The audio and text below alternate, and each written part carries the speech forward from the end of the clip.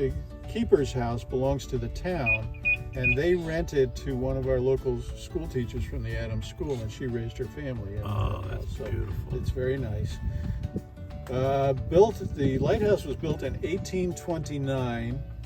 It was our active lighthouse until 1937, when the federal government, in its infinite wisdom, decided to shut it down, and they built an ugly little steel tower down on the rocks on the cliffs below, and that was the lighthouse. But that microburst storm that I told you about came through in 2007 and blew that steel tower out to sea.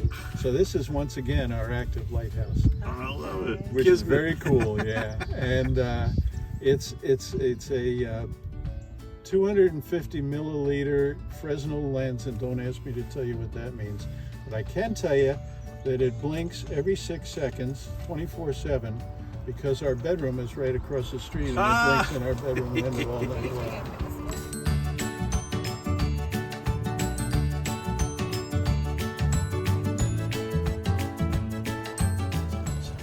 I love that. Observatory at the top, is that what you call Yeah, it? pretty cool. Widow's Watch. Widow's Watch. Oh, watch it for her husband to come home. Yeah. I like the porch. This one up on the corner, built in 1837, that's student housing. 6 students that rent that all winter. Our friend from Guatemala, Mary Ann, is the manager. Her son in San Francisco owns it. And she's very strict. If she hears about any parties or finds a beer can on the lawn, they're out. She doesn't put up a window. Those kids are getting ready for the sailing.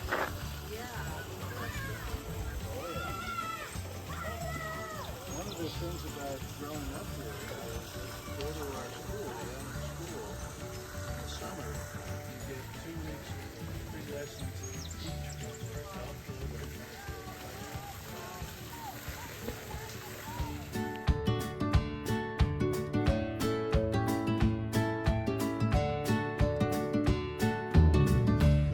In 1797. Look at the great condition of it. It's still very active today. And check out that steeple. That's worth photographing. Yeah, it is. Unto itself. Amazing. If you had a blue sky today, you'd really be able to. Now, I appreciate think it. I heard the church bell last night. Well, yeah, it might have been the one on Main Street, Okay. which I'll show you in a minute. Now, interesting story here. We've got a lot of really fancy weather vanes in town. The weather vane on top of that steeple was actually built by Paul Revere's grandson. Holy cow. So they must have kissed and made up. Generally thought of to be one of the nicer ones in New England. The statue in the middle is dedicated to our 157 local citizens who gave their lives in the Civil War. Most of them at the Battle of Gettysburg. And every Memorial Day, as you can imagine, we have big celebrations here with a parade down to the dock and whatnot. But the biggest event here every summer is on the 4th of July. Yeah. On that day, which is coming up next week, there'll be hundreds of families from all over the region here. And it's all about children and balloons and music and hot dogs and watermelon and sack races and Nice. pie eating contests. I saw the barge out there, I guess. For Yeah, they're getting fireworks. ready for the fireworks, yeah. Well, I It's get a video. called the Meeting House because back in the day, Uh-huh. 1797, it would have been the only place in town to have a meeting. Yeah. There weren't many houses here back then, as you can imagine. Yeah. I'm going to show you some of them. Okay. All right, on our right, coming up, Castine Historical Society. They're the ones that sponsor the house tour. And if you notice up above, Abbott School, that used to be our high school. We no longer have a high school. We bus those students to Bucksport and to Blue Hill to be educated. But back when it was a school, if you notice the 2 doors, the one on the left was for boys and the one on the right was for girls. Never the twigs. Let me. No. But now it's a very fascinating museum. It's beautiful. It's well worth a visit. I urge you to go in there. There's the whole story about the Penobscot expedition. There's a whole story about the history of Castine, and there is a 24-foot quilt in there that was woven many years ago by 60 Castine residents telling the entire history of the story of Castine. Oh, wow. So it's really worth going in there. And right now, they have a major presentation on a world-famous sculptor named Clark Fitzgerald, who was actually our neighbor. He lived across the street from us at our cabin. Wow. And he had works in Europe, in Canada, and the United States.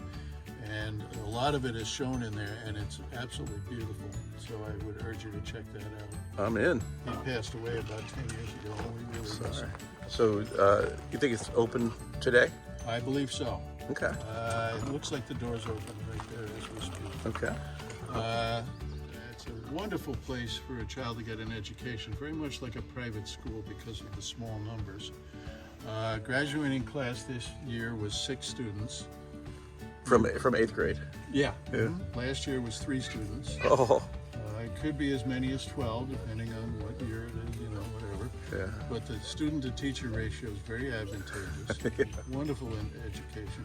And in the summer, they get those lessons that I was talking about, which are pretty cool, too. Yeah. Great the boating. Yeah. Yeah. Mhm. Great place to raise a kid.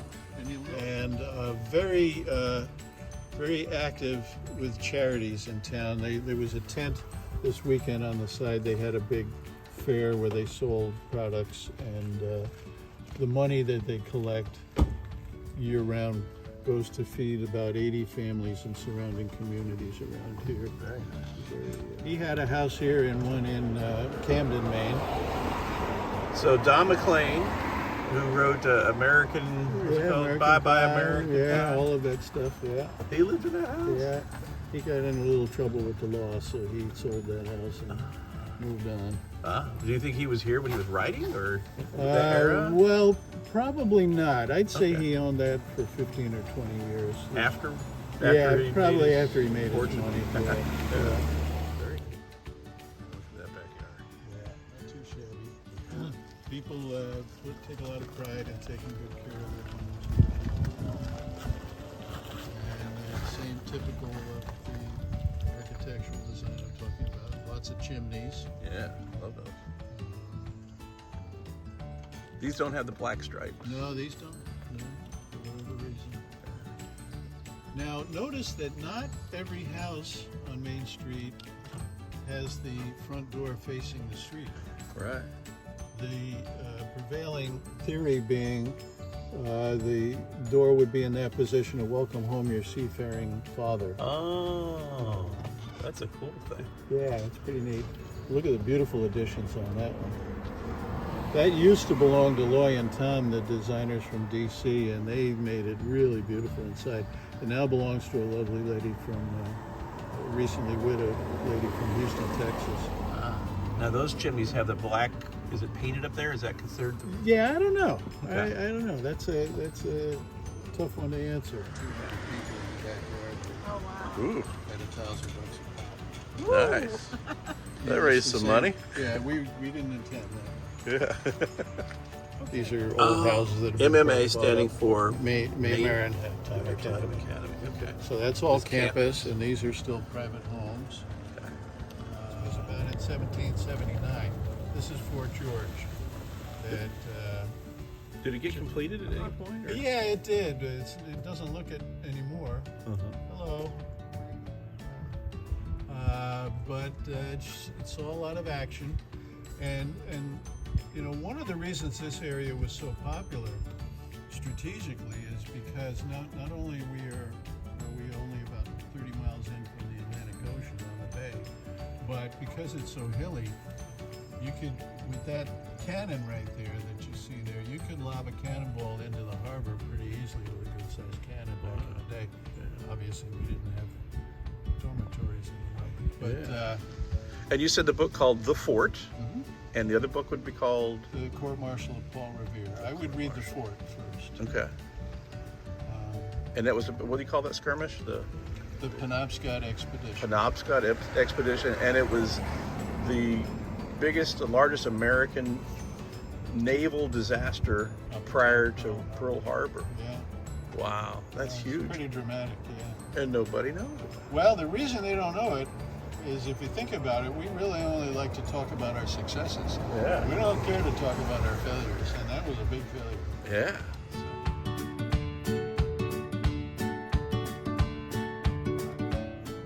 If you remember when I was talking about the generals in the expedition, the general who was not in charge was General Wadsworth.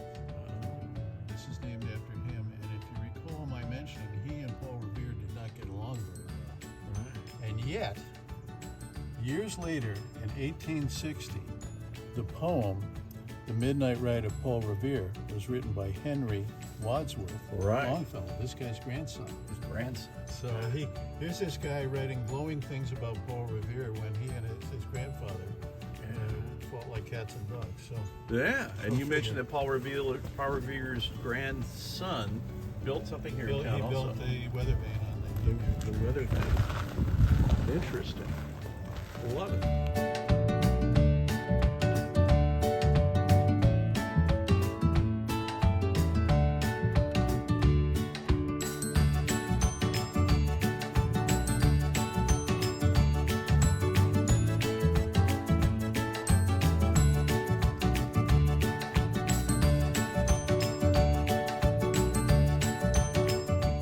That's a big hearth area at the bottom, so you get a bigger fire. Oh, log storage too. You'll notice the logs are vertical. Yeah. Oh, I didn't know that was. Now that's a couple from Los Angeles. He is also a screenwriter, and he was the head screenwriter on the series Hill Street Blues. Oh, okay. For many years. He's also an author. He's also.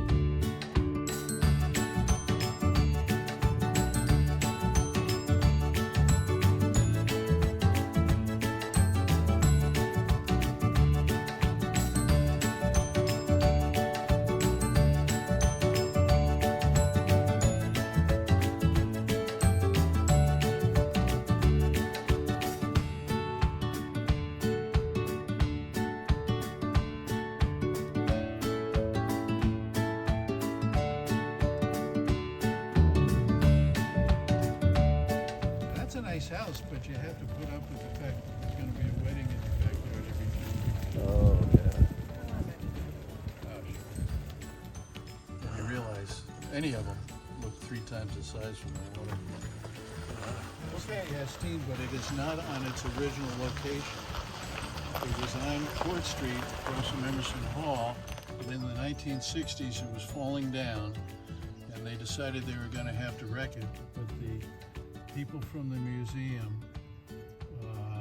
said no, and they went over there, Herm and his father, and they took it apart board by board, brought it over here and rebuilt it.